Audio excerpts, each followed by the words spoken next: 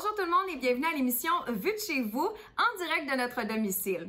Vous pourrez voir Alicia, Chloé et Francis réaliser des reportages cette semaine et nous tenons à remercier la Caisse des Jardins de Charlesbourg de contribuer à notre concept d'émission.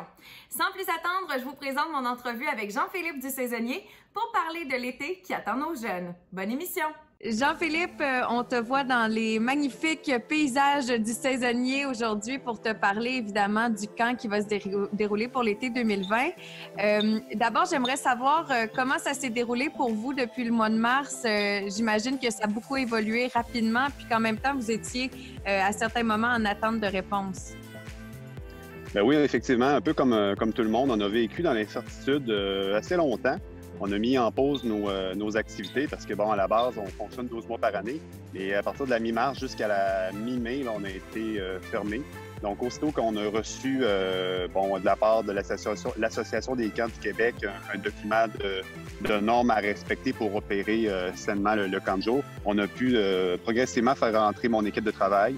Donc, et depuis la mi-mai, je vous dirais qu'on travaille très fort pour être capable d'être en mesure d'offrir un camp de jour cet été à la communauté.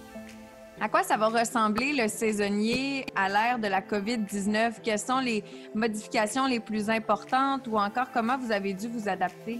On a 4 normes à respecter durant l'été. Normes, au début, on parle de la distanciation sociale, donc on est obligé de respecter cette mesure-là. On a adapté nos bâtiments et notre site à cette fonction-là, cette nouvelle norme-là.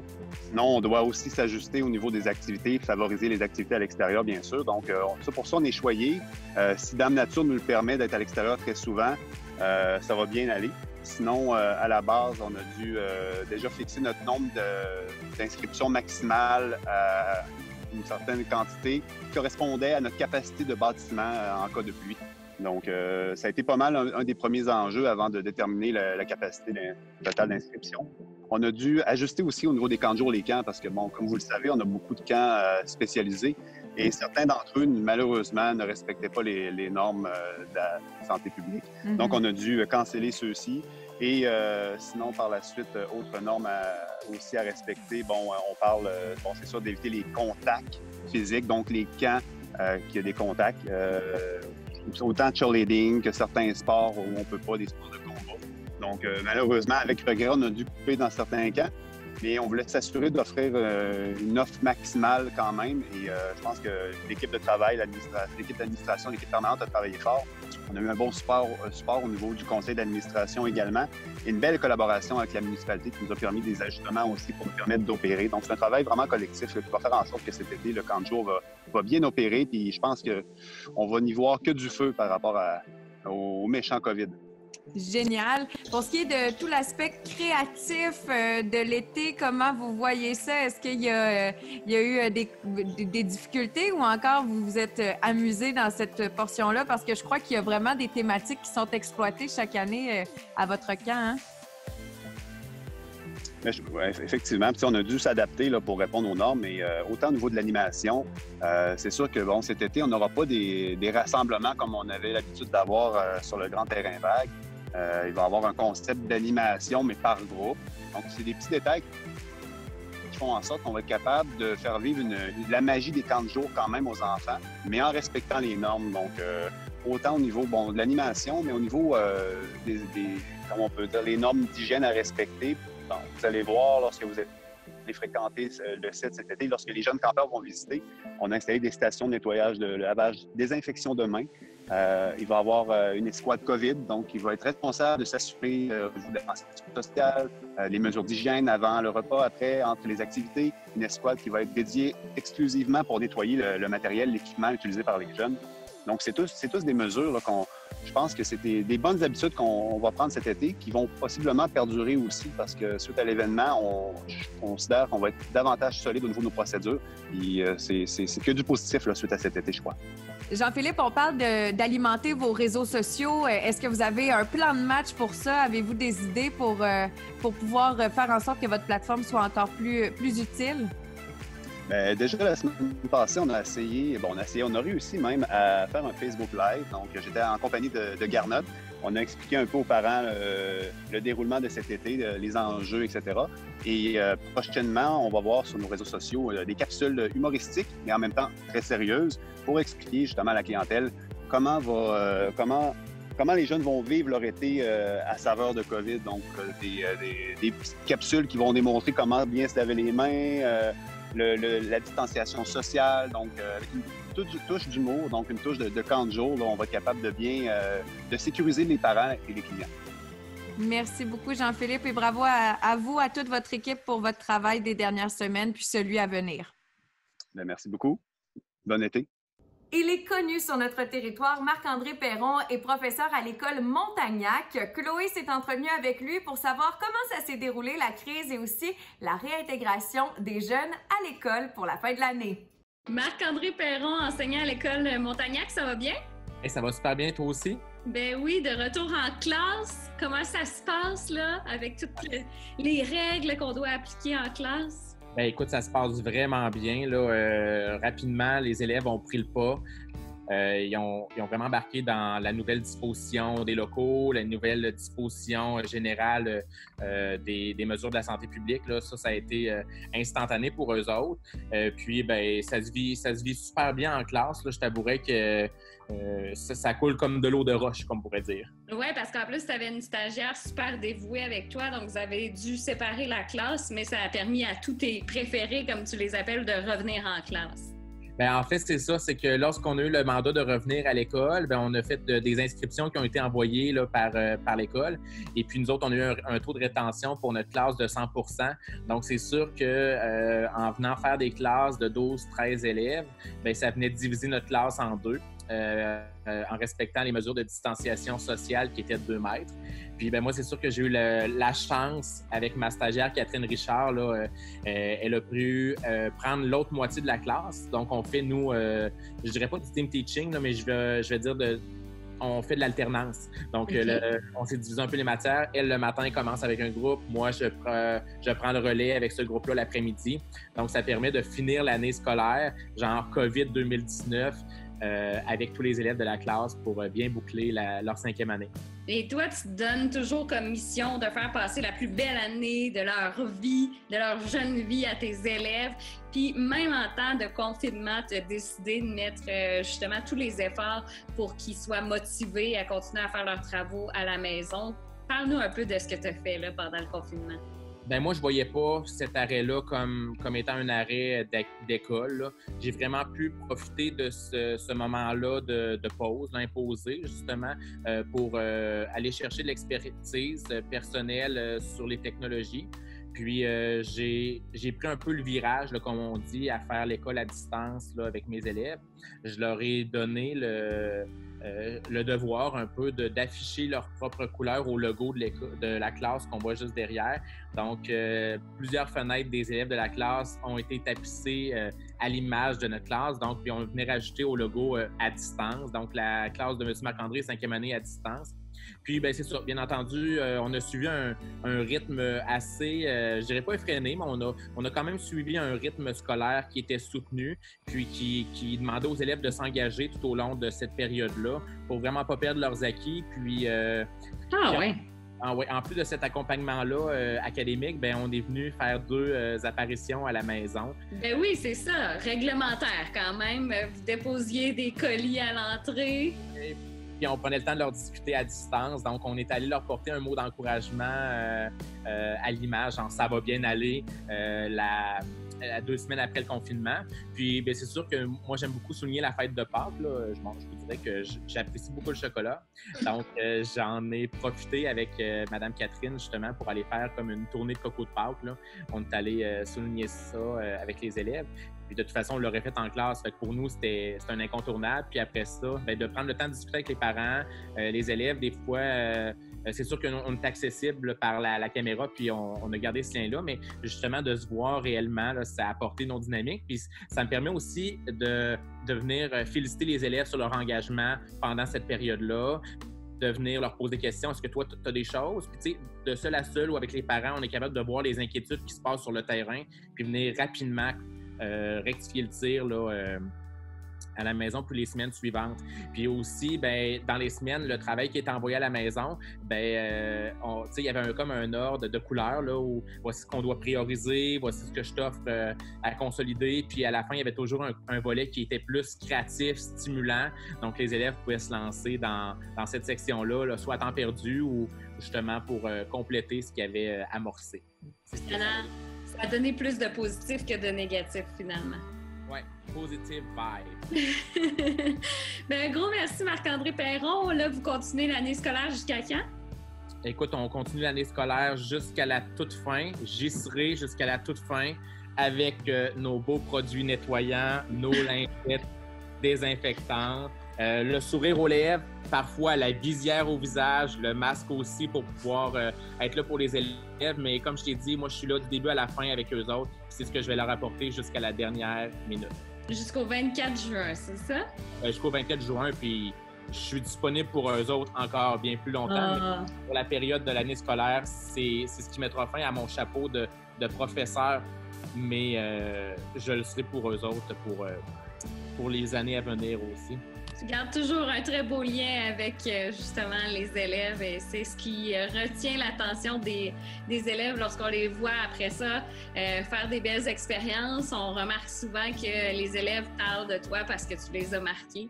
Merci beaucoup, Marc-André.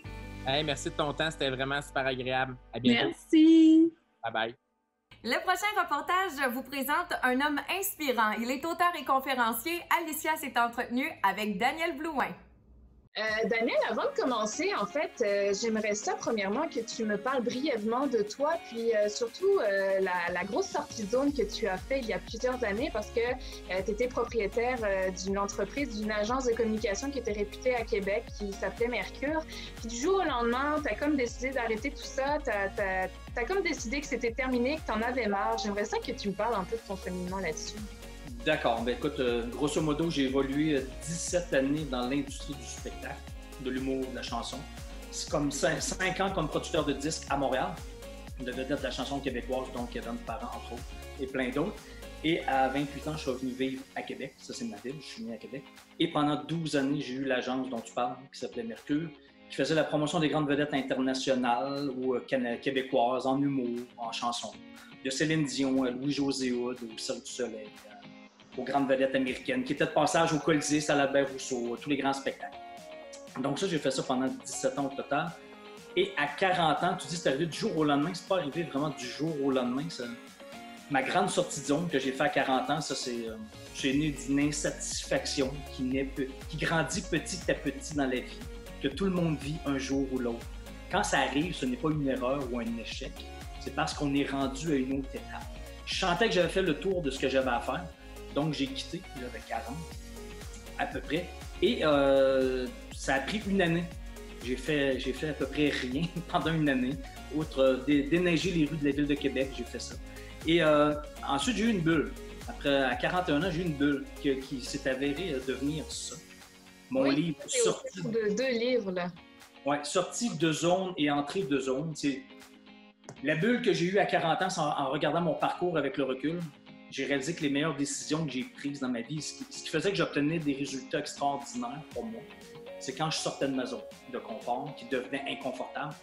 Et je me suis dit, je dois absolument dire ça aux jeunes. Et je voulais parler aux jeunes, âge cégep, début, fin secondaire, cégep, université, qui doivent se choisir une rivière dans la vie, un chemin. Et donc, j'ai écrit là-dessus.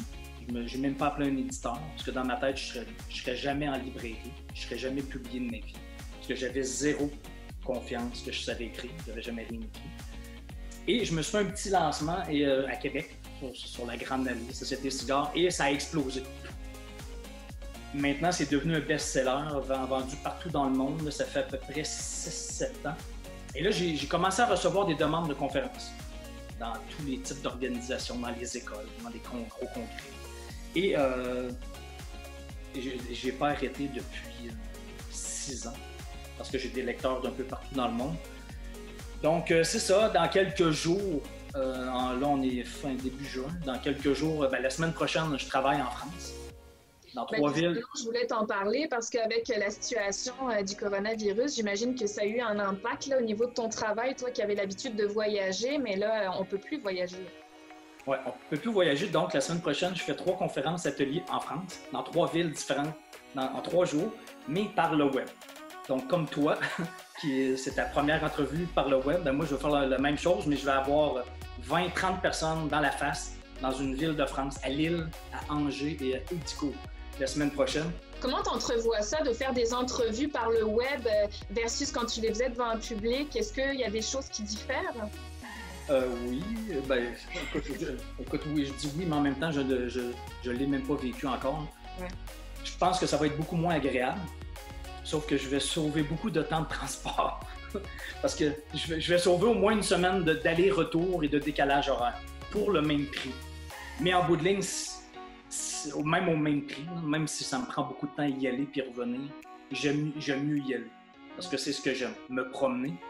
C'est bien le fun Internet et le web, là, mais ça ne remplace pas des rencontres face à face avec l'énergie de groupe live. Ça ne remplacera jamais. Mais au moins, je pense que ça fait la job.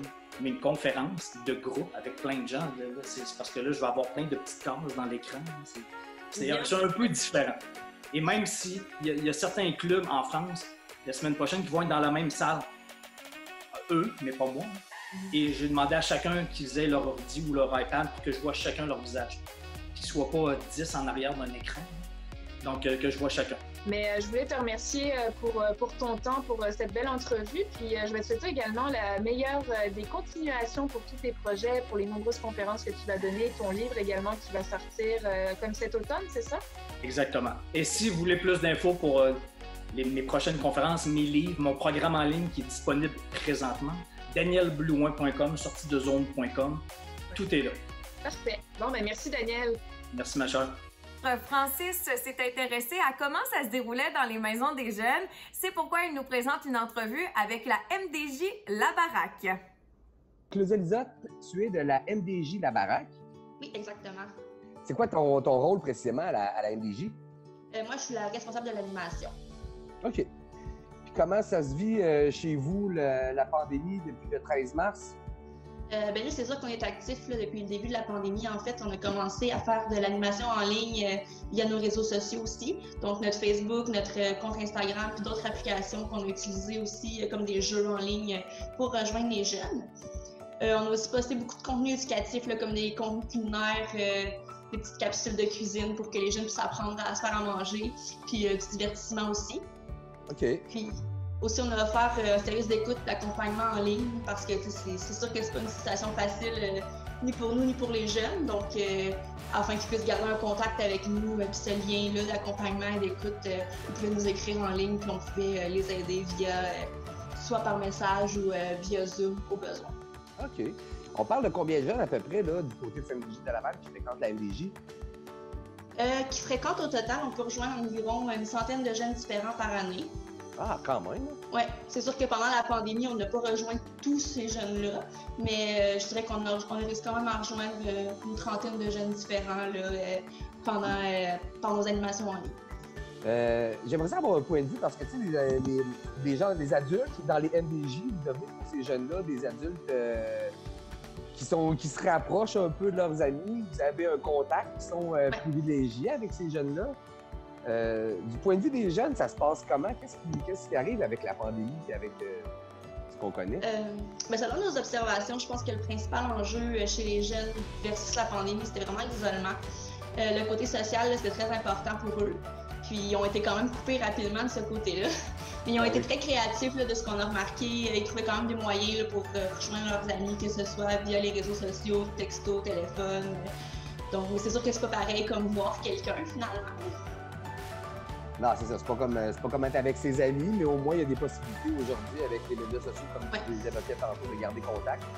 Si les jeunes, mettons, qui nous écoutent, désirent vous rejoindre, là, parle-moi donc un peu là, de par où on passe pour... Est-ce que c'est un site Internet, c'est la page Facebook? Comment on vous rejoint? C'est beaucoup par notre page Facebook, là, donc le mdj.baraque sur Facebook où vous recherchez Maison des Jeunes La Baraque, vous pouvez nous trouver aussi. Sinon, un compte Instagram qui est mdj.labaraque. Puis par téléphone aussi, il y a moyen de nous rejoindre. Excellent. Là, on apprenait une bonne nouvelle là, en ce qui vous concerne. Cette semaine, il y a un chapiteau qui est installé. Parle-moi un peu là, de qu'est-ce que vous allez proposer dans le chapiteau, comment vous en êtes venu à avoir ça aussi. C'est quand même cool. Oui, bien, c'est sûr que dès que l'autorisation des rassemblements de 10 personnes a été autorisée, finalement, on s'est dit qu'il était temps qu'on fasse quelque chose autre qu'en ligne, puis qu'on reprenne un contact en personne avec nos jeunes. Il nous manquait juste à savoir comment on le faisait, puis qu'est-ce qu'on faisait exactement. C'est là qu'on a vu l'initiative de la Maison des jeunes de Bois-Châtel sur Instagram, qu'eux avaient fait un chapiteau. Donc, on a parlé longtemps avec eux, avec leur équipe, pour savoir comment on pouvait prendre cette initiative-là et l'adapter à notre milieu, à nous. Donc, c'est comme ça que ça nous est venu l'idée d'avoir un chapiteau, finalement. Puis, ça s'est fait en collaboration là, avec la ville de Sainte-Brigitte de Laval, puis avec le soutien financier aussi de M. Jean-François Simard, qui nous a permis l'achat du chapiteau, de l'aménager, de le rendre confortable. On a acheté des lumières, du chauffage, des chaises. C'est comme ça un petit peu que l'idée nous est venue. Puis ben, ce qu'on offre là, pour l'instant, c'est allé quand même vite. Là. Dès qu'on a pu le faire, on s'est arrangé pour le faire quand même rapidement parce que les jeunes mentionnaient qu'ils avaient quand même très hâte de nous voir. Donc pour l'instant, c'est vraiment comme un milieu de vie où ils peuvent venir jaser avec nous, faire des activités à distance, mais en personne, à 2 mètres de distance. On va être ouvert selon notre horaire régulier de la Maison des jeunes, donc du mardi au vendredi de 15h à 21h. Puis plus ça va venir, là, plus on va recommencer à faire des planifications aussi, des calendriers d'activités selon les besoins et intérêts des jeunes. Hey Claudia, merci beaucoup. Merci à vous. Le 21 juin prochain, on célèbre la fête des pères. Bon, par contre, évidemment, cette année, dû à la situation actuelle, ça se pourrait qu'on fête différemment qu'à l'habitude. Donc, pour ceux qui, normalement, allaient bruncher au restaurant ou sortaient pour souper avec papa, cette année, il faudra revoir la formule, se réinventer et être encore plus créatif. Mais là, c'est pas parce qu'on est à la maison qu'on célébrera pas la fête de notre papa en grand. Bien au contraire, c'est le temps d'user de notre plus grande créativité et d'en profiter pour le gâter autrement. Puisque le tout va se passer en confinement ou presque, j'ai pensé à vous, j'ai donc sorti des idées assez originales qui vont assurément leur faire plaisir. Puisqu'en ce moment, on mise beaucoup sur l'achat local, encourager les commerces locaux, je vous ai dressé une liste d'idées cadeaux qui va faire rayonner les belles entreprises et entrepreneurs de la région. Alors, c'est parti, vous allez voir, j'ai même fait des catégories pour être certaine que chacun de vos papas soit comblé. Il y en a 8 et ça commence maintenant. L'amoureux de la bière. Ça, c'est pour le papa qui aime la bonne bière. À lui, on donne une sélection de bières de la microbrasserie La Souche à Stoneham. Ils ont tellement une belle gamme de bières artisanales et pour absolument tous les goûts. C'est sûr que vous allez trouver une ou plusieurs sortes qui va faire votre bonheur. Et si vous avez envie d'être encore plus créatif, je vous invite à organiser à la maison une dégustation de bière. La dent sucrée. Ça, c'est pour le papa qui a toujours envie d'un ou plusieurs morceaux de chocolat après le souper. Et ça tombe bien parce que chez Chocolat Harmonie, c'est littéralement le royaume du chocolat. Là-bas, vous allez trouver tout plein de produits chocolatés et je vous invite à opter pour une boîte assortie ou encore en créer une à son image parce que, oui, vous connaissez très bien les goûts de votre papa. Le bruncheux. Ça, c'est pour le papa qui aime par-dessus tous les déjeuners. Il pourrait en manger à toute heure du jour. À ce papa-là, on offre le Patifol à la maison. Vous lui commandez son petit déjeuner préféré et vous vous installez dans le confort de votre salon. Pour agrémenter ce beau déjeuner, je vous invite à installer une belle nappe et organiser la table en conséquence. Le fashionista, ça c'est pour le papa qui aime vraiment bien s'habiller et surtout être à la mode. Et ça tombe bien parce que Café Noisette vient de dévoiler sa première collection de vêtements exclusive du nom de Dunstan. C'est une marque à l'image des gens d'ici. C'est des produits confortables, résistants et surtout tendance. Dunstan, c'est parfait pour le papa moderne. Et personnellement, j'ai un gros faible pour la chemise Charles. Belle chemise en jeans qui va littéralement faire la fureur chez tous les papas. Le mixologue, chez Par là-bas Café Boutique, ils ont un produit tellement original pour les papas amoureux de mixologie, mais surtout de gin tonic. C'est un kit de fabrication de gin maison, tellement un beau cadeau plaisant à recevoir. Le produit est à base de baies de Genève, jumelé à des notes d'agrumes. Honnêtement, c'est le mélange parfait pour agrémenter ces cocktails estivales. Le nostalgique. Ça s'adresse aux papas qui aiment vraiment les souvenirs. Ils s'installent souvent, même au minimum une fois par année, pour regarder les albums de photos de famille. Donc à lui, on lui offre une belle séance photo pour immortaliser un de vos beaux moments en famille. Il y a plusieurs photographes de la région qui offrent des certificats cadeaux, justement pour offrir ce beau cadeau à papa. Le gourmand, ça s'adresse à papa qui aime cuisiner, concocter des recettes, mais surtout bien manger. Chez Bulle Boutique, ils ont une fabuleuse section qui s'appelle Garde-manger québécois. Tout plein de produits locaux pour que papa puisse cuisiner des recettes avec les saveurs d'ici. Et finalement, l'amateur d'art. Ça, c'est pour le papa qui aime se rappeler des beaux souvenirs à travers l'art. Et ça tombe bien parce que Momo Ici, une entreprise québécoise d'ici, propose des affiches d'aquarelle faites 100% à la main. Et ce qui est plaisant avec Momo Ici, c'est qu'elle fait des toiles sur mesure. Donc, peu importe ce que papa aime, elle sera capable de vous le mettre en image. Que ce soit un voyage qui l'a marqué, sa moto de jeunesse des années 70, son endroit favori, peu importe, elle va être en mesure de vous le réaliser. J'espère que ça vous a donné amplement d'idées cadeaux pour gâter votre papa adoré. Et sur ça, je vous souhaite une merveilleuse fête des pères en famille et bonne fête des pères à l'avance à tous les papas. Merci d'avoir visionné cet épisode de Vue de chez vous. On se retrouve dans quelques jours pour une autre présentation de différents reportages tournés en direct de nos domiciles. Vous pouvez regarder l'épisode à nouveau en vous rendant sur le www.csap.tv ou encore en consultant notre chaîne YouTube à laquelle on vous invite à vous abonner. Passez une excellente semaine. À très bientôt.